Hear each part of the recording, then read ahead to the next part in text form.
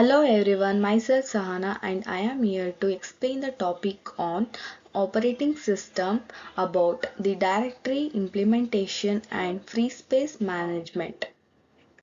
Firstly, contents introduction, directory implementation, various types of directory allocation and free space management. At last, efficiency and performance of free space management. Firstly, introduction. Here, files are stored on random access storage devices, including hard disks, optical disks, and solid state disks. A storage devices can be used in its entirely for a file system. It can also be subdivided for finer parts, and thus this can be subdivided into partitions, and partitions is also known as mini disks or slices. Entity containing file systems known as volume. Each volume that contains a file system must also contain the information about the files in the system. Here we can see the typical file system organization, how the directory is being implemented to the files, as such as partition A and partition B. Directory implementation. Directories that need to be fast to search and insert and even for delete with a minimum of wasted disk space. Linear list. A linear list is nothing but it is a simple and easiest directory structure to set up, but it does have some drawbacks. Even for finding a file, it's very difficult because of we have to search from first, so it requires a linear search, and deletions can be done by moving all entries, flagging an entry as deleted, or by moving the last entry into the newly vacant position. And for sorting, the list makes searches the faster. By using sorting technique, we can easily linear search can be searched faster at the expense of more complex instructions and deletions. A linked list makes insertions and deletions into a sorted list easier, with overhead for the links, and more complex data structures such as B trees could also be considered. Directory implementation can also be done in hash table. A hash table can also be used to speed up the searches, such as hash tables are generally implemented in addition to a linear or other searches. Here we can see how the direct implementation done in the hash table. Here file 1 is connected to file 2 by using the pointers to data block. Next is allocation methods. There are three major methods of storing files on disks. First is contiguous, linked, and indexed. Contiguous allocation. Contiguous allocation that requires that all the blocks of a file to be kept together contiguously is nothing but it is a unbroken sequence. In the figure we can see that 0 to 1 it is contiguously allocated. Performance is very fast by using this type of allocation because the reading of successive blocks of the same file generally that requires no movement of the disk heads or at most one small step to the next adjacent cylinder, and the storage allocation that involves the same issues discussed earlier for the allocation of contiguous blocks of the memory. It is also a best fit. The distinction is that the high time penalty required for moving the disk heads from spot to spot may now justify the benefits of keeping the files contiguously when possible, and problems can arise when files will grow as more, or if its exact size of a file is unknown at creation time.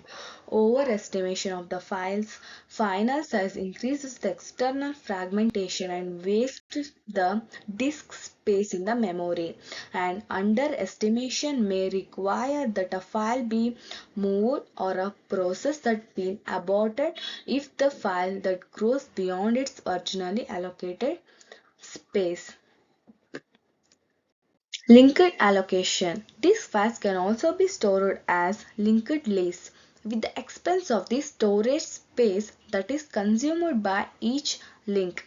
Here we can see linked allocation of the disk space. Linked list is nothing but it consists of next disk or next file by using the link pointer. Linked allocation involves no external fragmentation and does not require pre-known file sizes, and it allows files to grow dynamically at any time.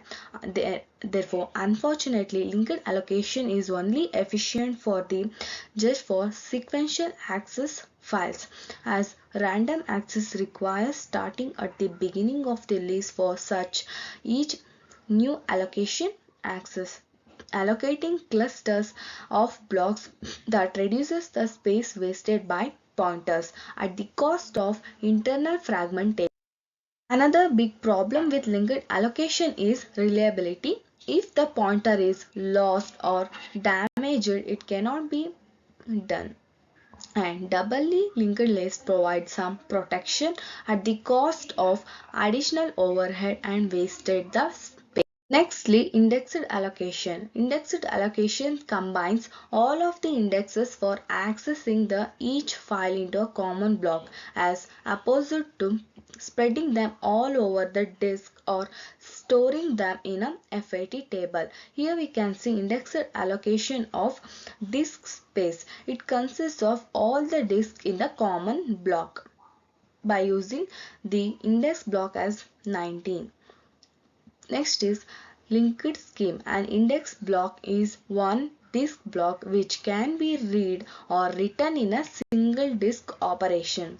And the first index that block contains some header information, and the first n blocks that addresses, and if necessary a pointer to be additional linked index blocks. Multi-level index. The first index block that contains a set of the pointers to a secondary index blocks, which in turn contain pointers to the actual data blocks. Combined scheme is nothing but this is the scheme used in the Unix inodes, in which the first 12 or so data block pointers are stored directly in the inode, and then singly, doubly and triply indirect pointers provide access to more data blocks as needed. The advantage of this scheme is that for small files, the data blocks are readily accessible. And free space management. Here, another important aspect for the disk management is keeping track of and allocating the free space after using the memory, and how to free this space by using bit vector. One simple approach is to use a bit vector in which each bit that represents a disk block set to 1 if free or 0 if allocated. Fast algorithms exist for quickly finding contiguous blocks of a given size. The downside is that a 40 GB disk requires over 5 MB just to store the bitmap. Linked list. The linked list can also be used to keep track of all the free blocks, and 45, that is traversing the list and or finding a contiguous block of a given size are not easy, but unfortunately not frequently needed operations. Generally, the system just adds and removes the single blocks from the beginning of the list. The FAT table keeps the track of the free list as just one more like linked list on the table. Here we can see linked free space list on disk, how the linkedly it is connected, and by using this we can easily free space the memory.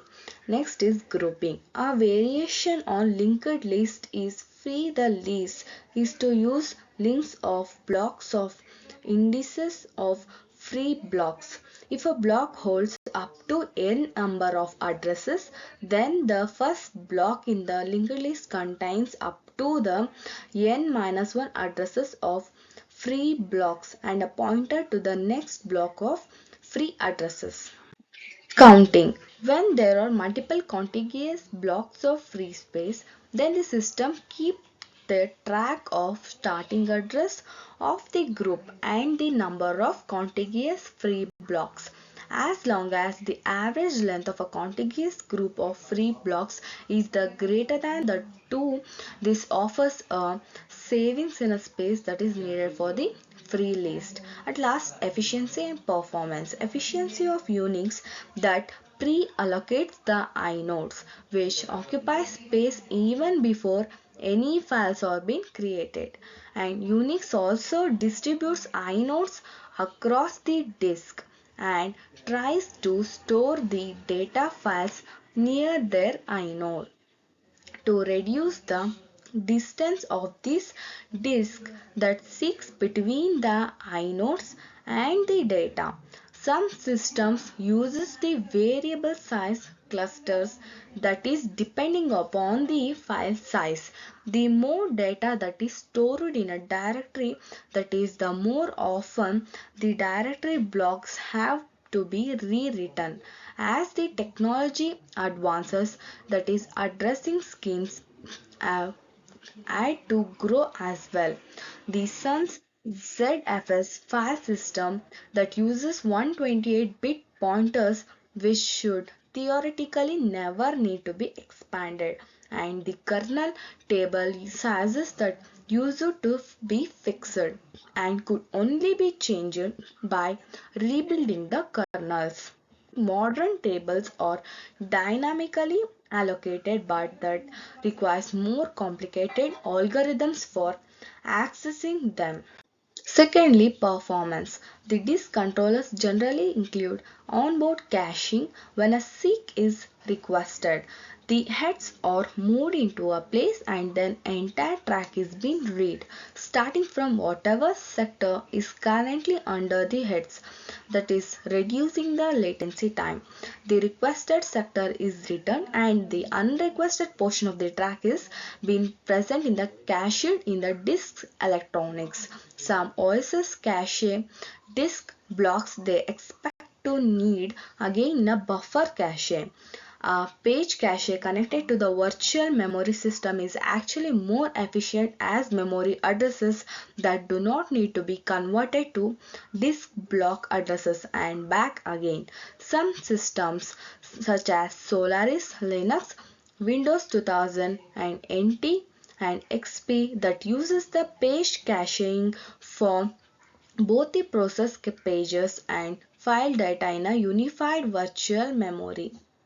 Here we can see that is input or output without a unified buffer cache and input to output using a unified buffer cache. Here we can see that memory mapped IA to the page cache and to the buffer cache. At last is file system. But in the unified memory mapped IO to the buffer cache directly to the file system. And this figure below shows the advantages of the unified buffer cache that is found in some versions of Unix and Linux. The data does not need to be stored twice and problems of inconsistent buffer informations are being avoided. Thank you everyone for watching my video fully.